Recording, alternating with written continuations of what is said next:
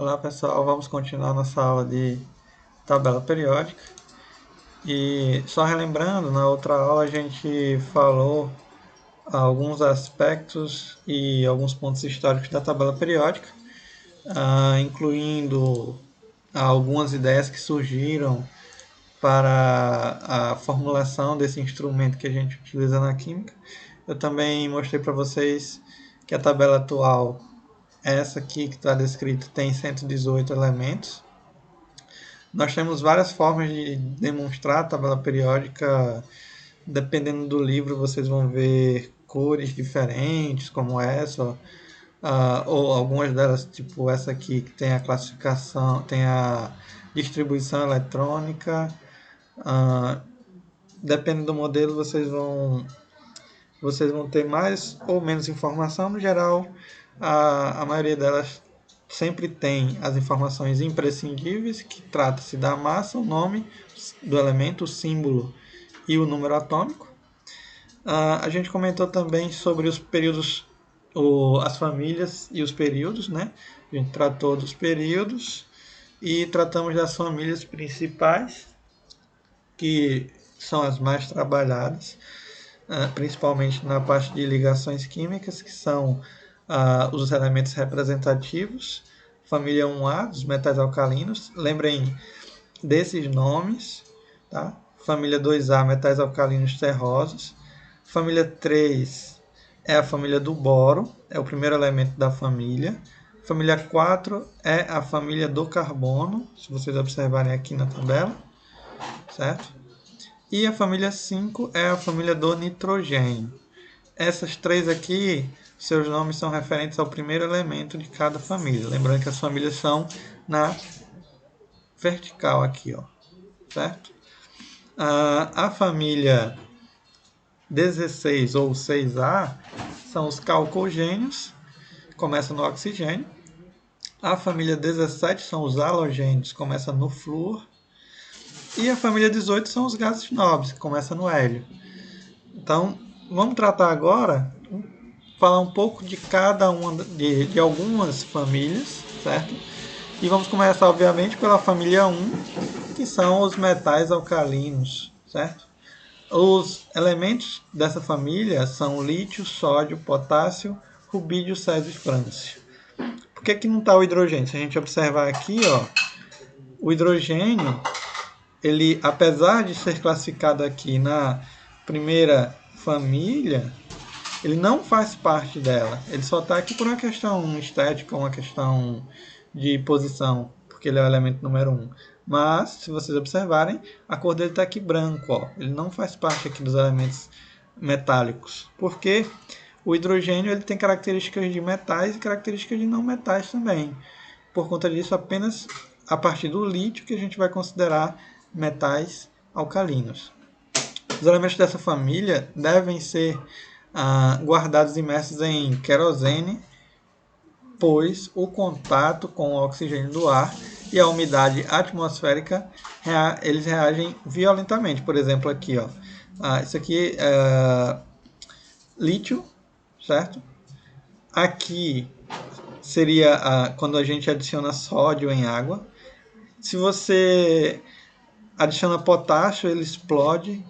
Se adiciona rubídio, é uma explosão muito mais forte e ela vai aumentando à medida que você vai indo mais na direção inferior da tabela.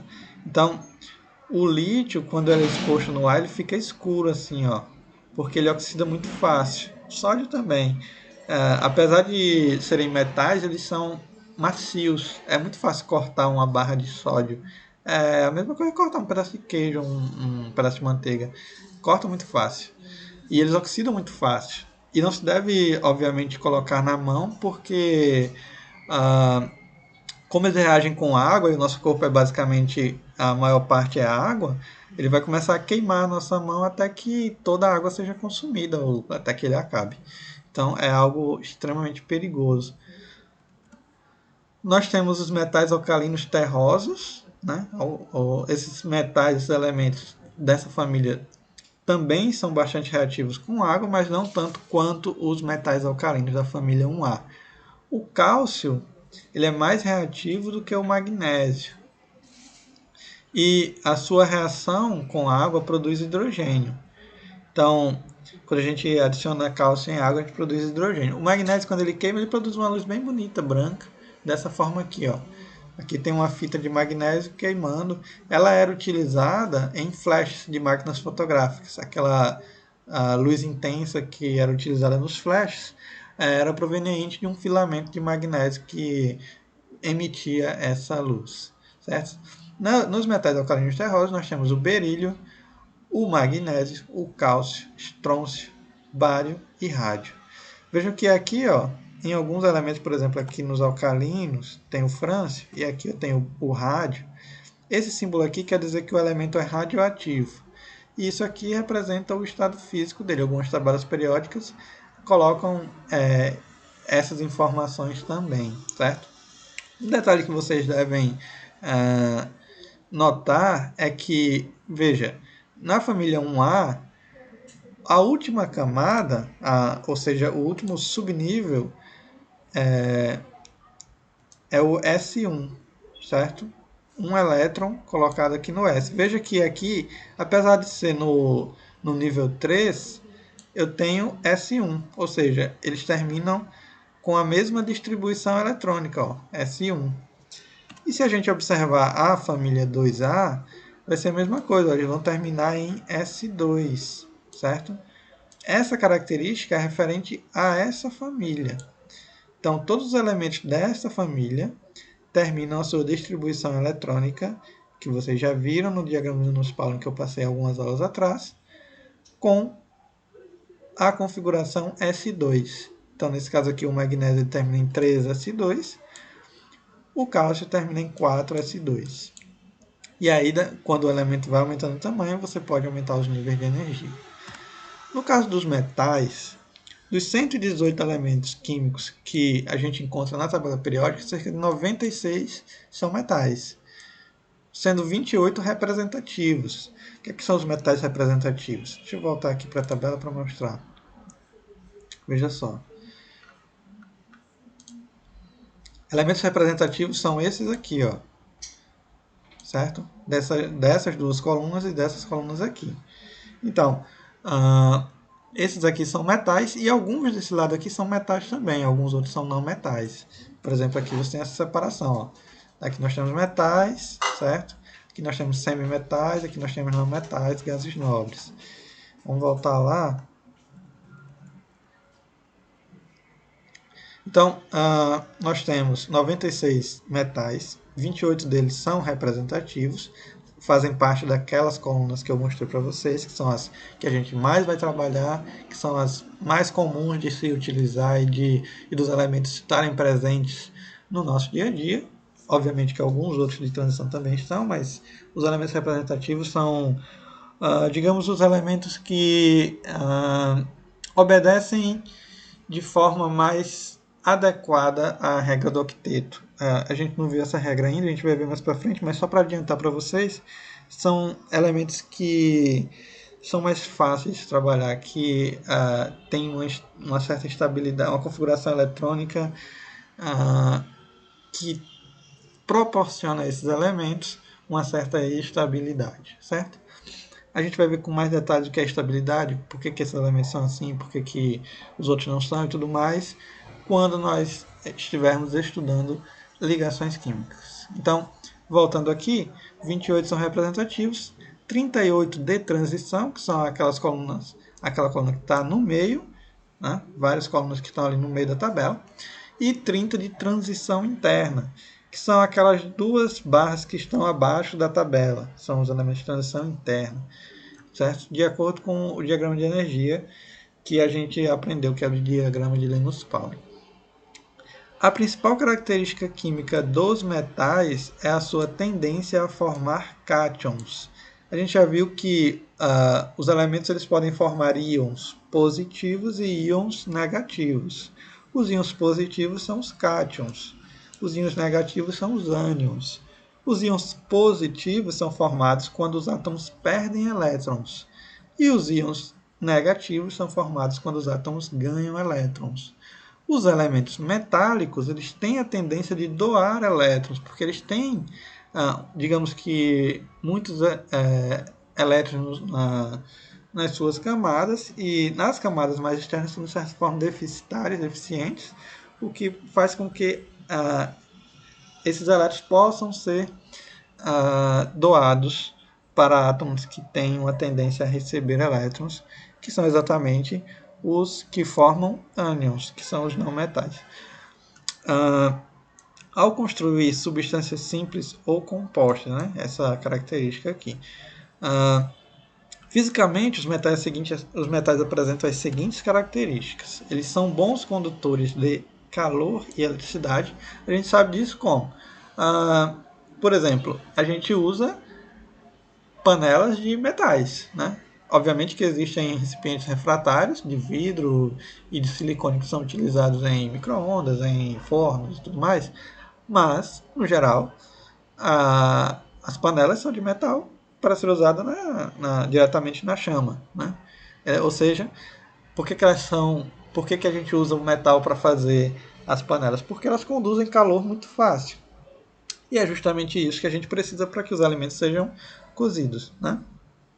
Além disso, os cabos da rede elétrica são de metais, porque eles têm a característica de conduzir corrente elétrica, né? Então, toda a fiação da nossa casa, da cidade, de qualquer dispositivo elétrico tem metais, porque eles conduzem muito bem a eletricidade. Além disso, eles são maleáveis, ou seja, eles podem ser transformados em lâminas, podem ser transformados, moldados de outras formas, né? Eles são dúcteis, quer dizer que eles podem formar fios finos, por exemplo, que são utilizados nos cabos, nas bobinas. Eles possuem brilho característico. Se a gente pegar uma peça metálica de ferro, de cobre, de qualquer outro metal, e a gente fizer um polimento nela, você vai perceber que essa peça ela vai adquirir brilho, né? Peças de prata, de ouro, por exemplo, elas adquirem brilho com esse polimento. Então, essa é uma característica dos metais. Eles possuem uma cor entre o acinzentado e prateado, com exceção do ouro, né, obviamente, que é dourado, e do cobre, que é avermelhado. Então, no geral, os metais eles têm essa coloração um tanto característica, a maioria deles. Todos eles, com exceção do mercúrio, né, são sólidos a 25 graus na pressão atmosférica de 1 atm. O mercúrio é a exceção dos metais. Ele é um líquido, né? Era utilizado em termômetros, não é mais. Ele é tóxico, altamente tóxico, é bioacumulativo, ele pode acumular nos organismos, causar deformações, causar câncer e tudo mais. Daí que vem um problema, um grave problema, que é o problema da extração de minério clandestino, né? Eles usam normalmente para extrair ouro, você usa mercúrio, porque o mercúrio ele adere ao ouro para ser encontrado. E aí o problema é que quando você vai separar o ouro do mercúrio, você pode liberar esse mercúrio aí para o rio. O mercúrio ele vai acabar se acumulando nos micro-organismos dos rios que são ingeridos pelos peixes. Os peixes são ingeridos pelas pessoas. Isso pode causar graves problemas de saúde, desde intoxicação, problemas mais graves como câncer ou problemas nas gerações futuras de formação de fetos, por exemplo, porque ele se liga ao organismo vivo, às proteínas, os aminoácidos que nós somos formados, e causa deterioração desse tipo de molécula devido aos tipos de ligações que ele faz, no geral, né? De modo bem simplificado. Então, os metais têm essa característica. Já os não metais, eles de certo modo são o oposto dos metais. Eles formam 15 elementos, né?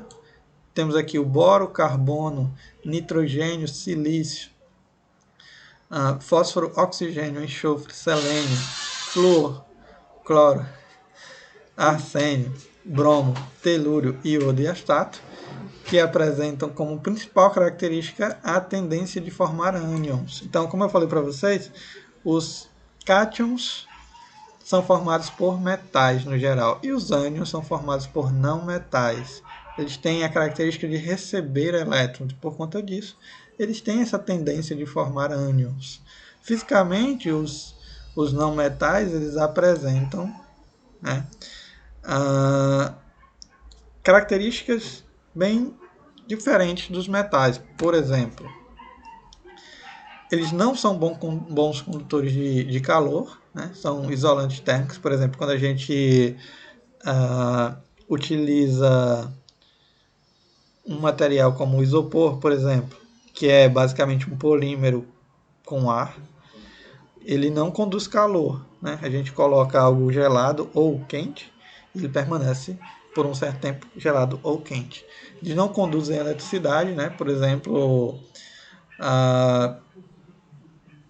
um não metal qualquer, por exemplo, um pedaço de enxofre, ele não vai conduzir eletricidade, por exemplo.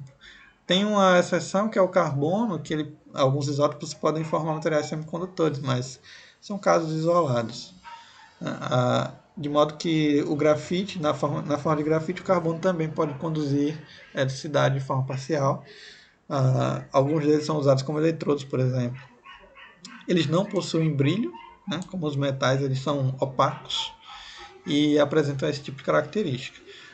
Vamos parar por aqui com essa parte e aí a gente volta falando dos gases nobres e continuando falando mais algumas características da tabela periódica, ok? Então, por agora, a gente pausa aqui.